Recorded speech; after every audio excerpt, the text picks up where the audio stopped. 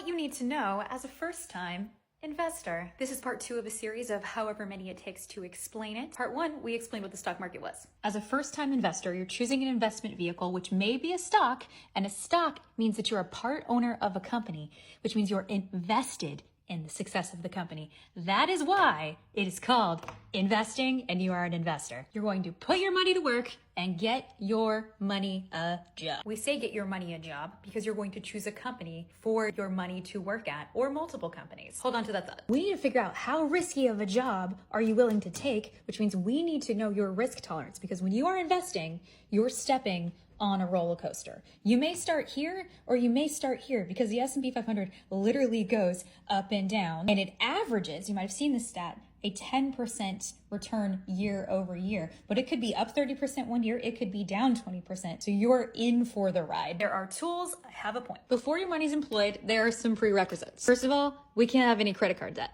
Why? Well, it has about a 30% rate attached to it. Gross. It's very difficult to out-invest 30% because there's an average return of 10%.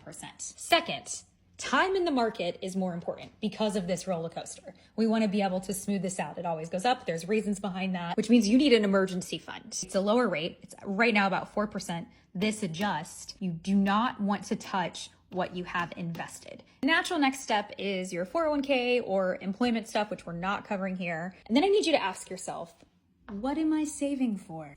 Finance is personal, but this helps you understand your time frame. You may want to retire early. You may want to travel more.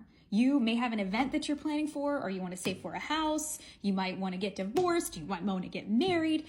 Everyone is different. Finance is personal, but this helps you understand your time frame. If you understand your time frame, then you can know how risky of a job you can take, and that will help you understand your risk tolerance. And you may need to go on a smoother ride. See this smoother roller coaster? And in order to figure out which one of these you need to go on, or maybe it's a combination, it really has to do with the brokerage firm that you choose. They have tools, there are questionnaires that help you understand this, that help you understand this, that help you figure out this. Next, we're gonna cover how to choose a brokerage firm. And then we'll talk about account types. Should I get a traditional IRA? Should I get a Roth IRA? Should I get a joint account? Should I get a trust account? What are all these things? I got you. Comment your questions, follow along to understand how the stock market really works. If you found this helpful, I have a podcast where we go into a lot of deep detail on this. Link in my bio. Here's the full board because you always ask.